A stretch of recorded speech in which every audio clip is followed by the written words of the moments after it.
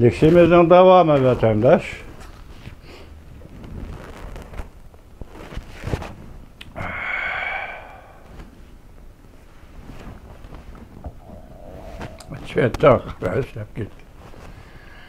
Bugün Çislağa vatandaşım 2022 yıl 9. ayının 27.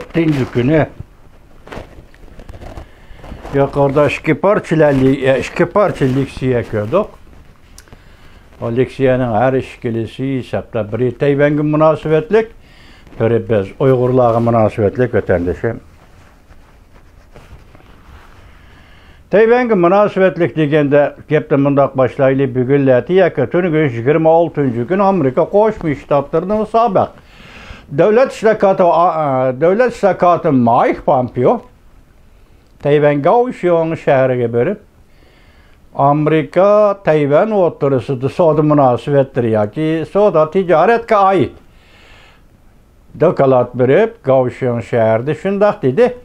Biz endi Cumhuriyet Halk Cumhuriyeti'nin barliq munosabatlarini demaganimiz savdo munosabatlarini uzil-kesil üzüp tashlab Tayvanga yaqinlashishimiz kerak.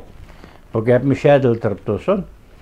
Endilikda biz hozir Amerika Qo'shma Shtatlar Davlat Mahkamasining bayonotchisi Ned Price'ning bu yil 5. ayning 2. kunidan boshlab, ya'ni 5. ayning 2. kuni Davlat Mahkamasi Tayvan'a münasebetlik tor betini yengilaganda sizlarga dedik. Tayvan meselesi bo'yicha xuddi shunday ko'z qarash, mustaqil bo'lish, bo'lmaslik meselesida Amerikaning maydoni yo'q degan mazmunda so'zlagan edi. Bugun uningdan konkretroq o'ttirig'i chiqib hamda nima dedi? Tayvan meselesi, yani Tayvanning egilik huquq meselesida bizning Amerika Qo'shma Shtatlarining maydoni yo'q. Mesela Tayvan egilik huquq meselesi özü hoca bulup müstakil devlet bulamdı. Egilik huquq meselesi yani başka bir yolunu tallap alamdı. Tayvan müstakil bulamdı. Tayvan müstakil bulmamdı. Amerika Qo'shma Shtatlarının bunun bilan çatığı yok. Yani bunun bilan bizning meydanımız yok.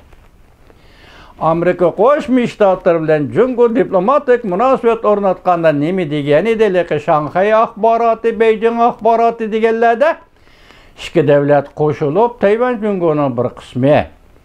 Tayvan bilan Jungo masalasi kelgusida ikki qirg'oq, ya'ni Tayvan Jungo grajdonlari fikrni birlikka keltirganda shu vaqtida tinch yo'l bilan hal qilishmi yoki qanday hal qilishni o'ylashib bir taraf qilyapsiz deydigan mazmunda yozilgan edi vatandosh. Endi bugun eng oxirgi hisobda, ya'ni 9. ayning 26. kuni. Yana bir nuqtadan aytganda bir yil muhlat ichida, ya'ni o'tgan yil 2021 yil 10. ayning 26. kuni Amerika Qo'shma Shtatlar Davlat Mahkamasining yani Devlet İşler Katibi Antony Blinken nima degan edi bayonot e'lon qilib, bütün dünyadagi demokratik davlatlar o'rninglardan turinglar. Biz hammamiz Tayvanni Birlashgan Davlatlar Tashkilotiga qilib kiraylik degan edi. Shundan buyon, shundan boshlab bu siyoset bir kuni bir jumlada, bir kuni ikki jumlada o'zgarish hosil qilib, bugun endi adaqqa ben shunda o'ylayman, ishonaman, Prezident Joe Biden prezident hukumatiga adaqqa bu bekitildi endi hozir dedik-ku, egilik huquq masalasida Tayvanning Amerikaning maydoni bo'lmaydi. Maydon qo'llanmaydi, tugadi. Endi bu taraf Jungoga ayon. Endi shundaq bir paytda hozir sobiq davlat ishlar kotibi Mike Pompeoning Tayvanni ziyorat qilishi bu ikkinchi qatim. Bu yil 3. ayning 2. kuni bir qatim ziyorat qildi. Prezident Tsai Ing-wen bilan ko'rishdi. Bu qatim yana Tayvanni ziyorat qildi. Endi bu qatim muavin prezident Li Chingde bilan ko'rishdi ekan. Vaqti suhbat nima bilan tug'in ko'raylik deyli. Ish mushiya keldi. Endi hozir bir ish, yana bir voqea. Uyg'urlarning kishilik huquq ahvoli to'g'risida tayyorlangan dokladni ovozga qo'yish. Uyg'uristonda Uyg'urlarning kishilik huquq masalasini ovozga qo'yish. Məsələn, 10-cu ayının 6-cı, 7-ci günləri.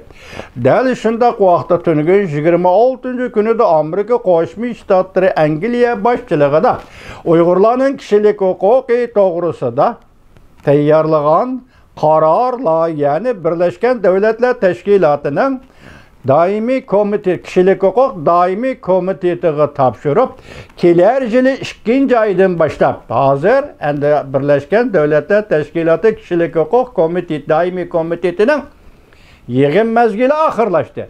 Keler yılı 2-ci aydan münazara kılışqa koyuş. Muşu dokulat bu için Birleşmiş Devletler Teşkilatı Sabık Komiser Michel Bachelet ilan kılgan dokulat bu için ona münazara koyuş. Bu dokulatın içindeki en mağızlık taraflar, kaysi tarafta vatandaş, köydünüz hazır.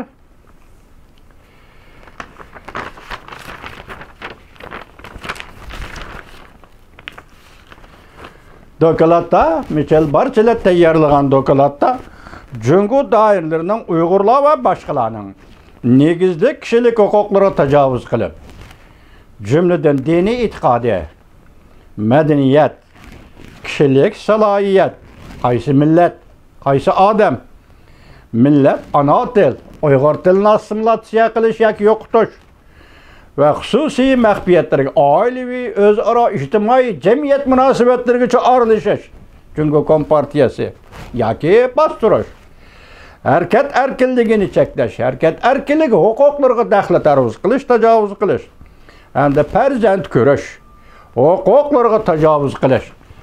Bu demek kişilik hukuk meselesinde bir ahalini, bir milletni, bir burcaki qistab qo'yish. Jan vakilishimi de aynı vaqtda.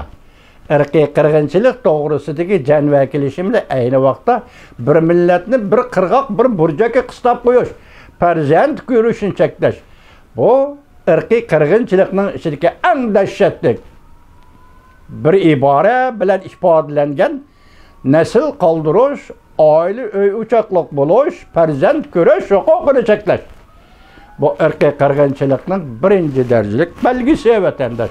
Endi mushu meseleler kelar yili 2-ci ayda Birleşmiş Devletler Teşkilatı Kişilik Hüquq Komiteti, Daimi Komiteti'nin yığın başlaş bilan münazara qo'yilgan meseleler deb Amerika Qo'shma Shtatları, Angliya, yani Büyük Britaniya başçılığında tünügün bu komitetga, yani daimi komitetga yuqorqidek karar lahiya tapşırdı. Endi bu to'g'rida hazır cevap veren bu Birleşmiş Devletler Teşkilatı Kişilik Hüquq Daimi Komiteti yoki vaqti kelar yil 2-ci ay yetib kelgan cevap veren bu tarafı siz bizga qarang'u. Biroq Amerika Qo'shma Shtatlari shunday jiddiy ishni hazır Kişilik Hüquq Komitetiga yolladı degan gap. Endi Kişilik Hüquq Komitetining bu yil ögönmüşü bir hafta içinde dikkat vatandaş 10-cu ayının 6-cı günüden 7-ci günügacha bo'lgan aralıqda Uyg'urni 47 davlat o'tirisida ovozga qo'yish, tungi qisqacha so'zliq kayfiyatimiz chaq emas. Tungi qisqa so'zliq o'tirdi munozaraga qo'yish. Ondan keyin sizlarning esinglarda men bir degan edim. 10-cu ayının 7-ci günüden başlap Cungu Kompartiyasining 7-ci navbatlik 19-ci qurultayının 7-ci navbatlik umumiy yig'ini. Yani bu 20-ci qurultay kirishdan 10 kun burun 7-ci navbatlik umumiy yig'ini ochildi deb qaror qilingan edi.